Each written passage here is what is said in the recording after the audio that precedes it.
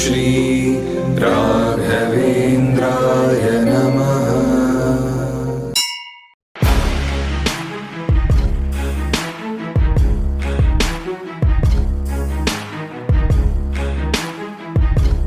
శ్రీ రాఘవేంద్రాయ నమః.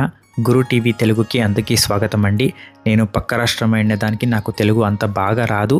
తెలుగు నేర్చుకొని నేను మీకు చెప్తా ఉన్నాను. ఏమైనా కొంచెం మిస్టేక్స్ ఉంటే అందరూ తెలుగు రాష్ట్రం వాళ్ళు అడ్జస్ట్ చేసుకోవాలి. అందరూ శ్రీ రాఘవేంద్రాయ నమః అనేసి కమెంట్ చేయండి. రాఘవేంద్ర స్వాముల ఒక అనుగ్రహం మీకు దొరకని అని మేము కూడాను ప్రార్థనలు చేసుకుంటాము.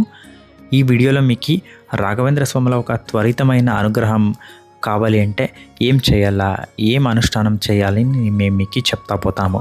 ఈ ఒక అనుష్ఠానం మీరు చేస్తే రాఘవేంద్ర స్వాముల ఒక అనుగ్రహం చాలా బాగా దొరుకుతుందండి. మీ కోరికలు ఏముంది అన్నీ కూడాను చాలా బాగా అవుతుందండి.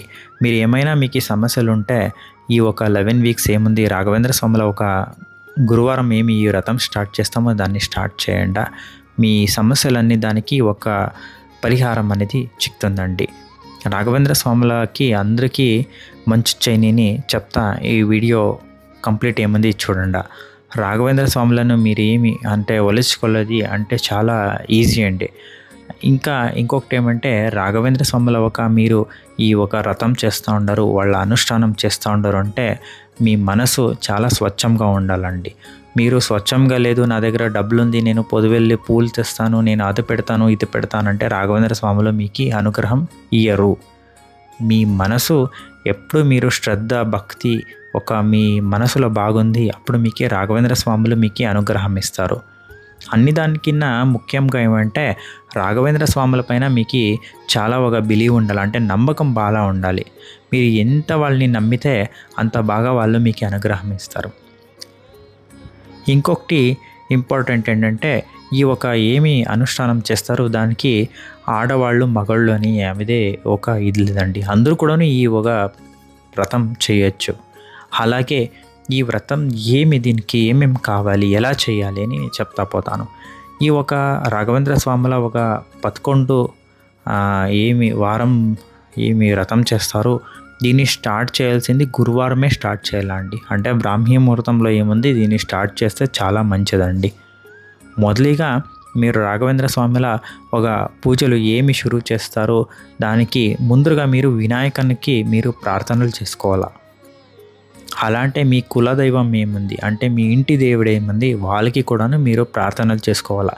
ఏమిటని ప్రార్థన చేసుకోవాలా? నేను 11 వారాలు రాఘవేంద్ర స్వాముల ఒక గురువుల ఒక అనుగ్రహం తీసుకునే దానికి ఒక వ్రతం చేస్తూ ఉన్నాను. ఈ 11 వారాలు ఏముంది నాకు ಯಾವುದೇ సమస్యలు రాకుండా నాకు బాగా అనుగ్రహం ఇవ్వండి అని మీరు వినాయకునికి అలాగే మీ ఇంటి దేవుడికి ఏముంది మీరు ప్రార్థనలు చేసుకోవాలా. ఇలా ప్రార్థనలు చేసుకొని ఇంకా ఏముంది మీరు రాఘవేంద్ర స్వాముల ఒక వ్రతం ఏముంది దాన్ని స్టార్ట్ చేయొచ్చు. ఇంకా రాఘవేంద్ర స్వాముల ఒక ఏమి మీరు వ్రతం చేస్తూ ఉంటారు దీంట్లో తులసి చాలా ఇంపార్టెంట్ అండి. తులసి హారం లేకపోతే మీ ఇంటి దగ్గర ఏముంది తులసి కట్ట ఏముంటుంది దాన్ని ఇంకా కొంచెం తులసి తీసుకొని వచ్చి దాన్ని పెట్టుకోవాలా. అలాగే మీ ఇంట్లో ఏమి ధూప దీపాలు అంటే దీపం ఏముంది వెలిగియాల. నేను నెయ్యి దీపాలే వెలిగియాలి. ఎక్కడి ఇంకా తెస్తున్నాయి? చాలా దగ్గర డబ్బులు ఉండలేదు, వాళ్ళంతా ఎలా తెస్తారు? రాఘవేంద్ర స్వాములకు మీరు నెయ్యి అయినా వేయచ్చు, మీ ఇంట్లో ఉండే ఒక పాల్మొలి ఆయిల్ అయినా వేయచ్చు, యావ నూనె వేయచ్చు, దోషం లేదు. ఎందుకంటే వాళ్ళు గురువులు. మీరు ఎంత స్వచ్ఛ మనసుని ఇంకా వాళ్ళని ప్రార్థనలు చేస్తారు అంత బాగా వాళ్ళు మీకు అనుగ్రహం ఇస్తారు. ఎవరు మీరు ఎలా పెడతారు, మీరు నెయ్యి వేయాలా, మీరు ఏమో పెద్ద పెద్ద ఐటములు తెచ్చిపెట్టాలా అని లేదండి. రాఘవేంద్ర స్వాములకి భక్తి మాత్రం ముఖ్యమంతే. ఇంకా రాఘవేంద్ర స్వాములకి ఒక హయగ్రీవ అంటే చాలా ఇష్టం అండి. ఇది హయగ్రీవ అందరికీ గుర్తండి. ఈ హయగ్రీవాన్ని మీరు 11 వారాలు మీరు చేయాలండి. ఈ హయగ్రీవికి అంతా గుర్తు కదా మీకు ఏమేమి ఇస్తారని. ఆ స్వీట్ రెసిపీని మీరు ఒక పెట్టాలండి. ఆమెనిక రాయరా ఏముంది రాఘవేంద్ర స్వాముల ఒక మూర్తి ಅಥವಾ ఏముంది పంచలోహ మూర్తి ಅಥವಾ బృందావన ಅಥವಾ ఏమి ఫోటోలు మీ ఇంట్లో పెట్టుకుంటారో దానికి గంధం పెట్టండి. చాలా జనాలు ఏం చేస్తారంటే కుంకుమ అంతా పెట్టేస్తారు. రాఘవేంద్ర స్వాములకి కుంకుమ పెట్టరాదు, వాళ్ళు యతీలు అంటే వాళ్ళు గురువులు, వాళ్ళకి గంధం మాత్రం మీరు పెట్టాలి. అలాగే తులసి మాల ఏముంది దాన్ని వేయండి. ఇంకా మీ ఇంట్లో ఇంపార్టెంట్ ఏమంటే మీ ఇంట్లో ఒక రాయర సన్న విగ్రహం ఉంది అంటే రాయలకి మీరు ఒక పంచామృత అభిషేకం చేయండి. ఇంకా బహుముఖ్యంగా మీరు రాఘవేంద్ర స్వామిల ఒక గాయత్రి మంత్రం ఏమొస్తుంది దాన్ని 11 టైమ్స్ మీరు చెప్పాలి. రాఘవేంద్ర స్వామిల ఒక గాయత్రి మంత్రం చెప్పేతోడు చేతిలో కొంచెము ఏముంది అక్షత పెట్టుకోవాలా. అంటే మీరు ఇంట్లో ఏం చేసుకుంటారు కదా పుసపేసి అక్షతలు మీ చేతిలో పెట్టుకోవాలి. అలాగే మీరు ఈ ఒక మంత్రం చెప్పినాక 11 ప్రదక్షిణలు వేయాలి. చాలా జనాలు ఏం మిస్టేక్ చేస్తారంటే చేతిలో విగ్రహం అథవా ఫోటోలు పెట్టుకొనే ప్రదక్షిణ వేసకపోతారు. అలాగే అంటే మిస్టేక్స్ అంతా చేయదండి. మీ ఇంట్లో జాగా ఉంది అంటే 11 ప్రదక్షిణలు దేవస్థానంలో గుడిలో వేస్తారు కదా 11 ప్రదక్షిణాలు వేయండి. అది కాకుంటే మీరు ఏముంది ఉండే జాగాలోనే దీర్ఘదండ నమస్కారం అంటే మగోళ్ళు దీర్ఘదండ నమస్కారం ఏముంది వేయాల. మీ సమస్యలు ఏముంది అన్నీ కూడాను రాఘవేంద్ర స్వాములకి మీరు చెప్పాలి.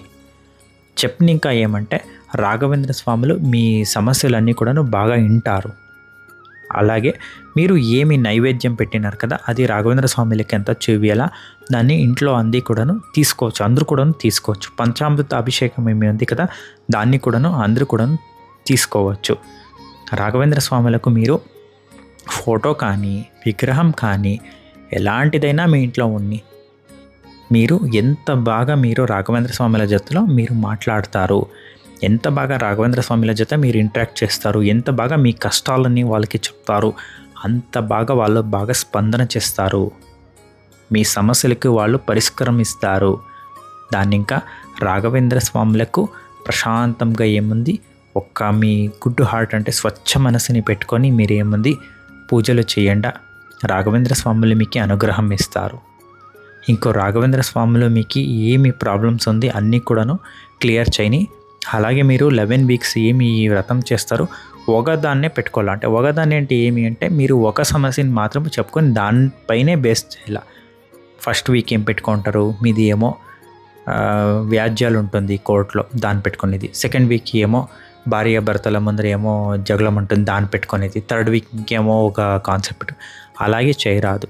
మీరు ఏమి 11 వీక్స్ మీరు ఏమి వ్రతం చేస్తూ ఉంటారు 11 వీక్స్ కూడాను ఒకే దాంట్లోనే మీరు పోవాల. అప్పుడేమవుతుంది రాఘవేంద్ర స్వాములు మీకు అనుగ్రహం ఇచ్చేదానికి అనుకూలమవుతుంది. మీరు ఏం చేస్తూ ఉంటారు రాఘవేంద్ర స్వాములు దాన్ని చూస్తూ ఉంటారు, మీకు చాలా బాగా అనుగ్రహం ఇచ్చేస్తారు.